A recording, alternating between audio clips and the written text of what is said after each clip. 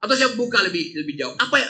Ya bukan sekedar ada 4 faktor itu karena ongkos politik mahal, tapi kita mau bongkar. Sehingga setelah 25 tahun reformasi, kita balik lagi pada square one.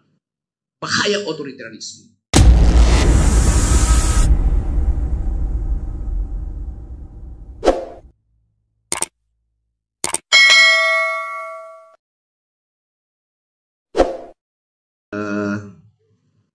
Kita tanya jawab ya dengan Gloria.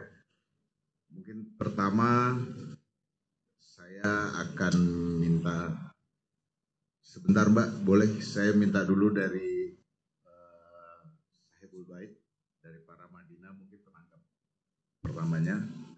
Tadi ada Pak Handi Risa katanya. Ya, Pak Handi Risa, Pak. Silakan Pak Dr. Handi Risa, Wakil Rektor dari Universitas Paramadina. Terima kasih. Terima kasih Bang Rocky, sebuah pengantar yang sangat inspiratif dan menurut saya harusnya anak-anak muda yang hadir pada hari ini itu seperti yang tadi Bung Rocky katakan harus bangkit kemarahannya gitu, dengan melihat kondisi yang ada hari ini.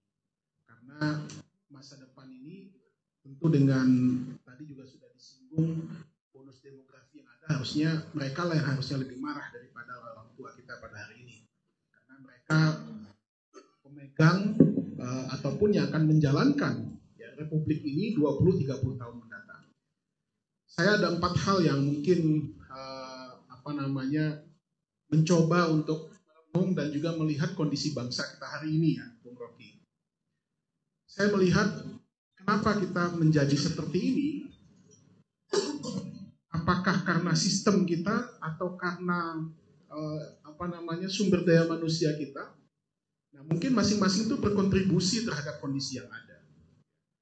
Saya ingat ada satu buku Public Finance yang ditulis oleh Mas Riff, itu dia mengatakan kebijakan publik yang baik itu bersumber dari proses pemilihan umum yang dilakukan di negara tersebut. Kalau pemilihan umumnya berjalan dengan fair, dengan demokratis, maka dia akan menghasilkan anggota legislatif yang baik. Nah, tapi kalau kita lihat hari ini, yang elected di kita, atau yang kita katakan pemilihan secara demokratis pun tidak menghasilkan individu-individu yang terbaik gitu. Malah justru sebaliknya. Karena harusnya dia mendapat mandat itu, dia punya kekuasaan untuk bisa menyuarakan aspirasi masyarakat. Saya melihat ada 4 hal, Bung Rocky. Yang pertama adalah karena politik kita ini mahal, ya, high cost politik. Seseorang bisa menjadi anggota parlemen, misalkan dia harus punya modal sekian miliar dulu. Ya, dan ini sudah terakumulasi bertahun-tahun. Yang kedua, karena mahal itu, maka yang mengambil peran di situ adalah oligark. Mereka yang membiayai proses politik yang ada di kita hari ini. Karena melihat celah itu ada yang mereka miliki, ya, karena mereka juga punya kepentingan bisnis dan ekonomi dan lain sebagainya. Nah, ketika oligark masuk, maka yang terjadi yang ketiga adalah interlocking politik. Politik saling mengunci, seperti yang kita lihat saat ini. Saya tidak bisa membayangkan wajah para senior kita, ketua-ketua partai ketika mendengarkan calon wakil presidennya berpidato. Apa yang ada di kepala mereka? Selain interlocking politik. Politik saling mengunci. Mereka sudah puluhan tahun berpolitik, punya partai, ya, punya wakil di DPR, punya menteri di kabinet, tetapi nggak punya kekuasaan apa-apa untuk mengatakan tidak. Karena interlocking tadi. Dan yang keempat adalah involutive politik. Di mana politik itu ya beredar di sekitar-sekitar itu saja. Tidak pernah berkembang. Yang ada ya dia-dia saja. Nah, sehingga masyarakat yang tadi Bung Rocky katakan ya menjadi tidak cerdas melihatnya. Kenapa ya? Karena berputar hanya di seputar itu saja. Nah, inilah 4 hal yang saya lihat. Kenapa hari ini kita bernasib seperti ini? Demokrasi kita tidak maju, tidak berkembang, justru setback ke belakang. Karena kalau 4 hal ini bisa kita atasi, saya tidak tahu harus memulai dari mana. Karena seperti Mas Griff katakan tadi, awal mulanya ya dari proses pemilihan umum. Kalau proses pemilihan umum kita high cost, ya bagaimana orang bisa berpartisipasi dalam mengikuti proses politik dan demokrasi yang ada. Dan bagaimana orang bisa memperbaiki demokrasi yang ada. Nah, ini tentu kita seperti apa ya istilahnya itu, orang mendengung-dengungkan 2045 adalah Indonesia emas. Kita sedang memiliki bonus demografi. Nah, apakah semuanya itu akan bisa kita rasakan atau tidak? Assalamualaikum warahmatullahi wabarakatuh. Nggak mau dengar ujungnya walau alam. Nggak suka itu apa semacam pesimisme dan ya biarkan. Tetap ada sunatullah yang berlaku dalam masyarakat. Semacam rumus-rumus sosiologi. Kan itu yang mesti kita analisis. Dia terangkan tadi 4, 5, 6, 7, saya nggak peduli itu. Yang saya mau tagih adalah apa yang akan kita ucapkan hari ini untuk momentum tanggal 7, 8 besok. Itu lebih berguna. Saya bisa terangkan seluruh teori ketidakadilan, injustice secara teoritis. Tapi ini ada kesempatan bagi kita untuk mengumpulkan energi intelektual. Kita kirim pada si Jimli itu. Itu poinnya tuh, bahwa ada konteks besar benar. Atau saya buka lebih jauh. Apa ya? Ya bukan sekedar ada 4 faktor itu karena ongkos politik mahal, tapi kita mau bongkar. Negara ini didesain dengan prinsip bahwa ada keadilan sosial. Itu dasarnya. Ekonomi kita punya 4 pemain. 1 adalah korporasi. Dia dimaksudkan untuk melakukan akumulasi. Fine, boleh lakukan tuh. Yang kedua BUMN. Dia dimaksudkan untuk melayani public services. Itu yang kita tahu. Yang ketiga adalah kooperasi untuk menghasilkan human solidarity. Kan itu dasarnya kan. Tetapi kalau kita lihat sekarang, boleh nggak ada market ekonomi? Boleh. Ada prinsip pertama tadi. Korporasi, market ekonomi. Tetapi yang berlaku sekarang bukan sekedar market ekonomi, tapi market society. Orang di Rempang ditanyain, Anda perlu berapa rupiah untuk saya pindahkan di apartemen? Sebutin berapa? Market society. Value di dalam diri orang itu dia dihargai. Kita mesti cegah market ekonomi masuk ke dalam masyarakat, berubah menjadi market society. Kita semua sekarang dianggap sebagai konsumen. Golkar cuma sekedar konsumen. Nunggu berapa sih Anda mau tuh supaya kita diamkan sprindik Anda itu? Kan itu dasarnya kan. Pak Dibo Alam dengan jaket kuning ditangkap oleh Pak Korsta, apa namanya istilahnya, Kop Kamtip, dimasukin ke penjara kampus kuning, pakai jaket kuning. Itu seorang pemuda yang dengan jaket kuningnya mempertaruhkan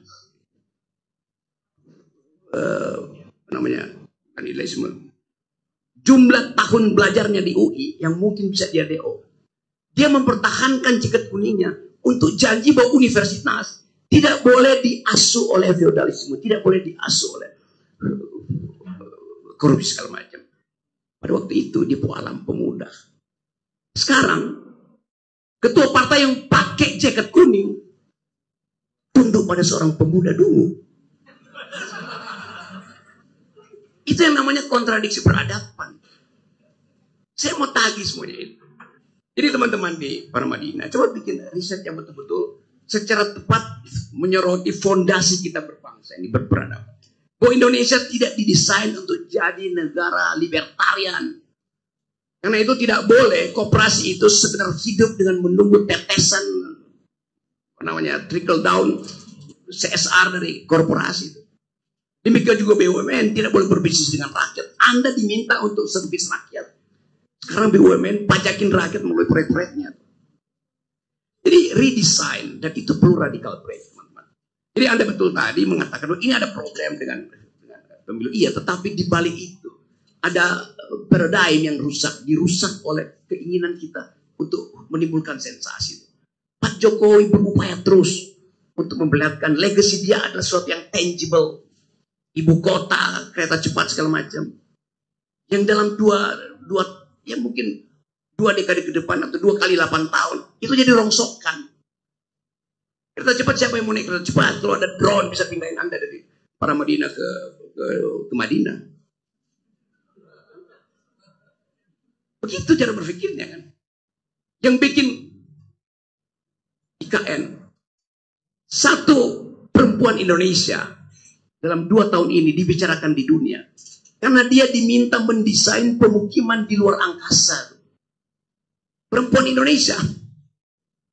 Jadi konsultan Harvard, jadi konsultan Elon Musk. Untuk mendesain pemukiman di luar angkasa. Sementara presiden dari perempuan itu masih gali-gali fondasi yang mengusir cacing di IKN. Konyol kita berpikir. Teknologi berubah setiap 8 jam. Jadi sekali lagi, kondisi kesosialan manusia terhalang oleh ambisi presiden untuk terus memelihara legasi dia yang sifatnya material. Itu dasarnya. Terima kasih. Terima kasih. Sebentar sebelum Mbak, saya minta tolong Pak Laude Komaludin dulu. Silakan mau memberikan tanggapan dari Institut Peradaban. Baik, terima kasih Jilan. Pak Rocky, 13 tahun ketika Amerika mau diproklamikan, maka para tokoh bangsa itu sudah berbicara tentang peradaban. Seperti apa peradaban Amerika? Mereka sampai kepada kesimpulan bahwa peradaban harus dibangun di universitas. Jadi, demokrasi yang mereka kembangkan itu dari awal sudah didesain harus lahir di perguruan tinggi. Saya ketika masih di Amerika, saya ambil course yang namanya American Democracy. Pada waktu itu bersamaan dengan pemilihan presiden dan saya ikut 4 presiden, saya ambil salah satu di antara mereka hanya ingin mengasah seperti apa demokrasi dan peradaban Amerika itu dibangun. Poinnya adalah ketika universitas bungkam dan tidak lagi bersuara, maka di sanalah demokrasi itu mulai runtuh sebenarnya. Ketika di peradaban ini, ketika Jokowi pertama kali terpilih, Pak Salim masih ingat, saya diminta untuk bicara, saya bilang, Pak Jokowi bukanlah orang yang bisa dipercaya. Baru terpilih itu, waktu itu. Kenapa? Ketika saya menjadi rektor Universitas Islam Sultan Agung, isu tentang mobil SMK digulirkan sebagai seorang engineer, saya kirim utusan. Itu dia bilang, bohong saja, cuma akal-akalan. Kalau ini ditarik sampai sekarang, ya kita juga yang salah. Karena kita tidak cukup memeriksa kucing yang kita beli itu adalah kucing yang sebenar-benar kita tahu. Itulah problem kita demokrasi di Indonesia. Saya kira itu yang ingin saya sampaikan. Terima kasih. Assalamualaikum warahmatullahi wabarakatuh. Bung Rocky. Betul, demokrasi itu diasuh oleh pikiran. Satu waktu di abad 16, ada seorang wartawan datang pada seorang pemikir demokrasi namanya Jean-Jacques Rousseau. Wartawan itu bertanya, Profesor Rousseau, apa yang menyebabkan demokrasi gagal di Roma? Tahun 100 Roma itu berantakan. Pada itu negara demokrasi pertama. Kenapa Roma gagal memelihara demokrasi itu? Jean-Jacques Rousseau bilang begini, demokrasi itu ibarat buah, sangat bagus buat pencernaan, tetapi hanya lambung yang sehat yang mampu menerimanya. Dan kita, lambung macam apa yang dipunyai oleh Erlangga? Lambung macam apa yang dipunyai oleh Prabowo? Lambung macam apa yang dipunyai oleh Megawati? Dan bahkan lambung macam apa yang dipelihara dipunyai oleh Pak Jokowi? Sehingga setelah 25 tahun reformasi, kita balik lagi pada square one. Bahaya otoritarianisme. Masyarakat dunia menerangkan bahwa Indonesia ada di dalam legacy, sedang menuntun legacy untuk kembali menjadi negara otoriter. Authoritarian personality ada pada Pak Jokowi dan akan menurun secara heredetik, bukan genetik, pada putra-putranya. Itu dasarnya. Kecemasan kita bahwa ini keluarga dengan DNA politik yang otoritarian. Kenapa? Karena tidak ada perdebatan di dalam politik yang dikeluarkan oleh Pak Presiden yang bisa menimbulkan harapan bahwa akan ada pertengkaran akademis. Hari-hari pertama saya masih minta teman-teman LSM yang masuk ke istana untuk bilang pada Jokowi setiap minggu bikin public address. Undang budayawan yang paling kritis, undang pemimpin redaksi paling kritis, undang mahasiswa paling kritis. Bikin sore-sore itu bicara tentang negara. Sama seperti dilakukan oleh siapa dulu di Prancis itu, François Mitterrand. Setiap sore dia undang orang yang paling begal itu. Mari kita debat. Saya pernah usulkan itu. Istana bikin ada semacam kuliah pendek sore, sehingga Jokowi di brief secara intelektual. Itu dasarnya. Tidak terjadi. Bahkan mereka, masyarakat sipil, yang masuk ke istana, akhirnya berbalik memusuhi kita. Bayangin. Anak-anak LSM itu LBH, macam-macam LBH saya kira nggak ikut tuh. Apa Walhi ada MI segala macam, Teten ada dari LBH segala macam. Masuk ke situ dengan izin kita. Kan kita dulu punya prinsip, Anda kita izinkan, kita dorong masuk ke istana. Tapi Anda melapor ke kita, karena kita yang mengutus Anda di situ. Secara diam-diam. Tacit agreement itu ada. Kita bilang, Teten, Sukarni Nakit, siapa semua yang di situ. Tatap mata jenderal-jenderal itu. Tundukkan mereka dengan civility itu. Tidak berani. Akibatnya, KSP dikuasai oleh begal yang namanya Muldoko. Salah Muldoko bukan, salah masyarakat sipil yang takut menatap mata begal-begal itu. Itu dasarnya. Kekurangan pikiran. Pasti kurang pikiran. Kekurangan apa namanya orang Cina bilang there's no fire in their bells. Gak ada api di perutnya nih. LSM kunyuk ini. Nah, sekarang mereka mau ngapain? Ikut nangis jadinya. Bagaimana kita membaca kedunguan semacam itu? Jadi sekali lagi kita mau supaya tadi ada kesempatan untuk membuka percakapan akademis. Ada percakapan akademis. Kenapa tidak percakapan akademis? Karena yang seharusnya mengucapkan dalil pertama akademis, ijazahnya palsu. Oke.